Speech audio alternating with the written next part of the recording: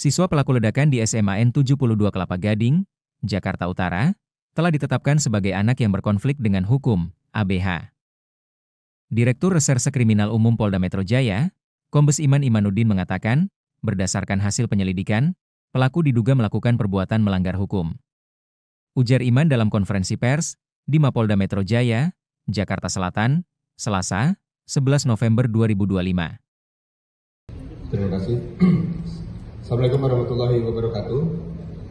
Yang terhormat Bapak Kapolda Metro Jaya, mohon izin rekan-rekan, kami akan menyampaikan terkait dengan sebagaimana kita ketahui bahwa pada tanggal 7 November 2025 kemarin telah terjadi satu peristiwa hukum berupa ledakan di SMA 72 Jakarta Utara.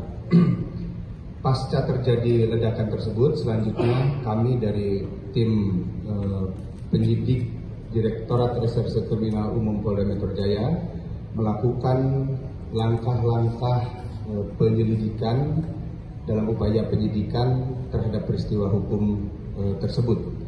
Beberapa petunjuk, alat bukti, dan keterangan saksi sudah kami kumpulkan.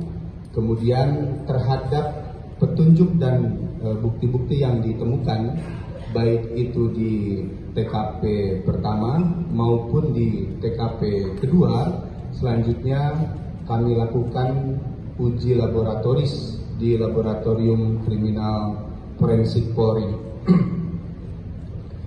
Kemudian terhadap saksi-saksi kami juga sudah melakukan pengambilan keterangan, permintaan keterangan terhadap 20 orang saksi untuk memberikan keterangan sehubungan dengan peristiwa hukum yang terjadi tersebut. Sampai dengan saat ini kami terus melakukan upaya pendalaman dalam proses penyelidikan dan penyidikan di Direktorat Krimum Polda Metro Jaya. Sejalan dengan kami selalu mengedepankan juga terhadap pemulihan, baik itu pemulihan kesehatan maupun pemulihan kondisi psikologis dari para korban.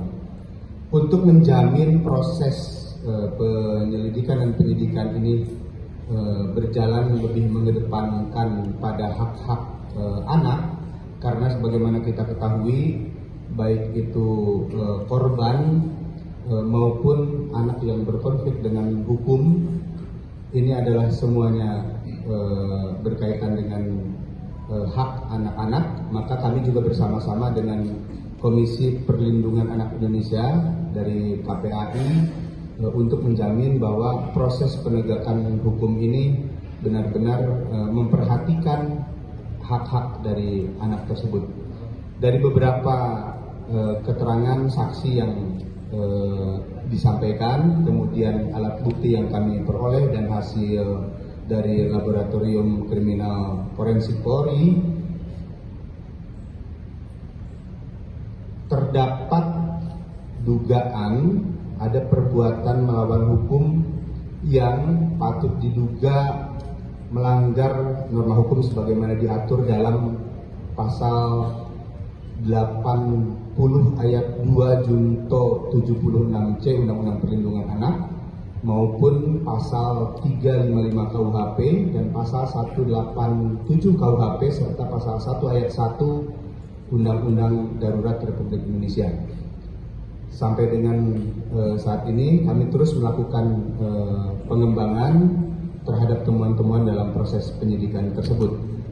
Lalu kemudian ada hal yang menarik juga di dalam proses penyidikan yang kami peroleh dari hasil penggalian keterangan maupun petunjuk-petunjuk yang ada, bahwa yang bersangkutan anak berkonflik dengan hukum ini terdapat dorongan untuk melakukan peristiwa hukum tersebut.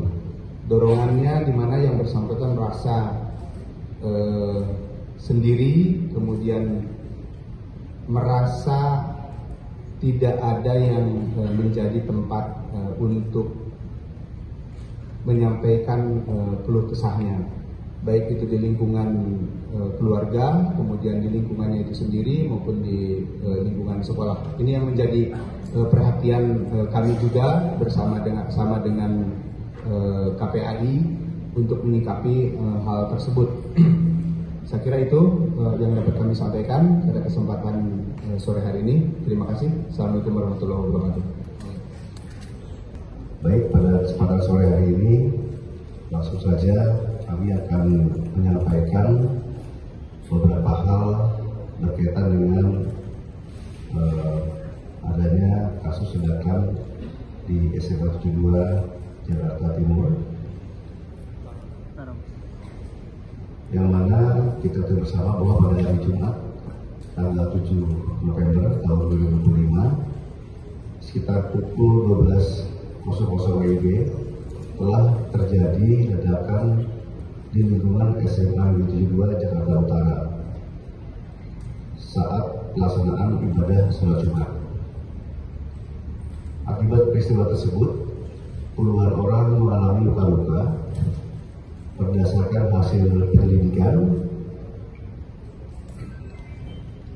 sementara anak yang berkonflik dengan hukum atau yang disingkat ABH yang terlibat dalam ledakan tersebut diketahui merupakan seorang siswa SMA aktif yang bertindak secara mandiri dan tidak terhubung dengan jaringan teror tertentu.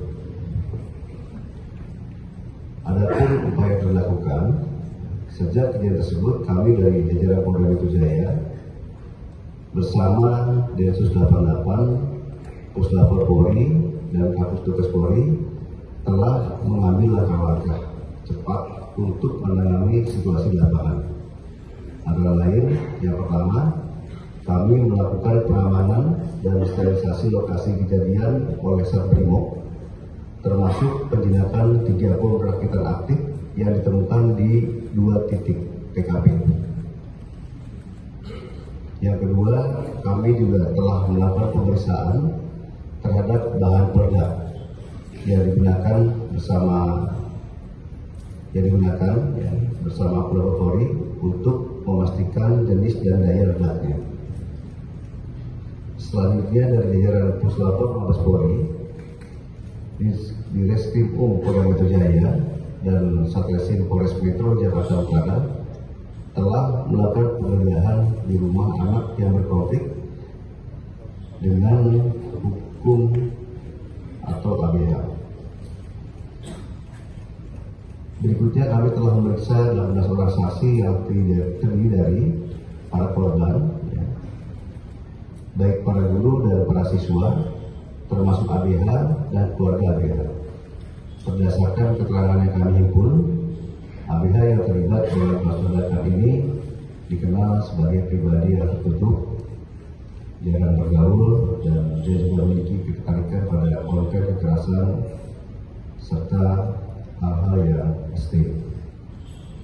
Selain itu, kami juga bersama Densus 88 anti teror telah menganalisis rekaman CCTV, ponsel serta aktivitas dari ABH yang terlibat untuk mendalami motif dan latar belakang yang bersangkutan.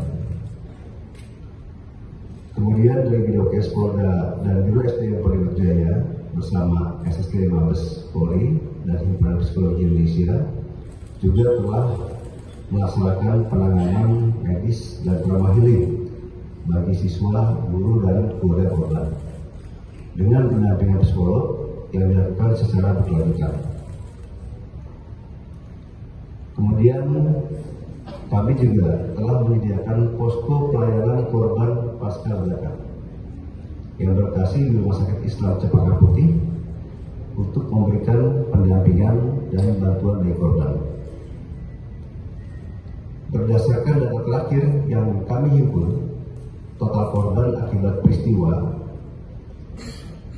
tersebut tercatat sebanyak 96 orang dengan rincian 67 orang luka ringan, 26 luka sedang, dan 3 orang luka berat.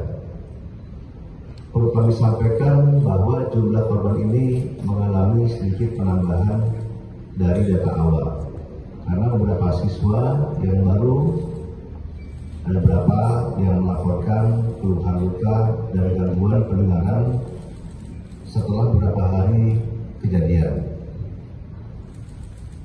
Kemudian dapat kami sampaikan juga bahwa seluruh korban telah mendapatkan perawatan medis di sejumlah fasilitas kesehatan, yaitu Rumah Sakit Islam Cempaka Putih, Rumah Sakit TRC, Rumah Sakit Pertamina, Balai Kesehatan Lantamal, Puskesmas Kelapa Gading, dan Rumah Sakit Polri. Dari total 96 korban per tanggal 11 November tahun 2025 pukul 12.30 WIB, dapat kami sampaikan bahwa 68 orang diantaranya telah diperbolehkan pulang. Sedangkan 28 orang lainnya masih menjalani perawatan dengan rincian 13 orang di Rumah Sakit Islam Cempaka Putih, 1 orang di Rumah Sakit Polri, dan 14 orang di Rumah Sakit TRC.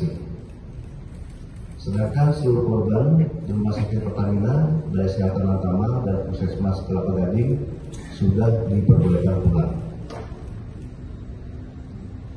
Rekan-rekan media yang saya hormati, selanjutnya kami akan melakukan pendalaman hasil penyelidikan dan pemeriksaan saksi-saksi, termasuk pemeriksaan forensik tambahan terhadap bahan peledak serta analisis digital terhadap perangkat milik pelaku. Untuk saat ini, ya, demikian yang bisa saya sampaikan sebagai pembuka. Nanti penjelasan selengkapnya akan disampaikan oleh tim yang hadir pada kesempatan sore hari ini. Oke, Pak Kabid Humas, silakan disampaikan. Jangan lupa subscribe ya.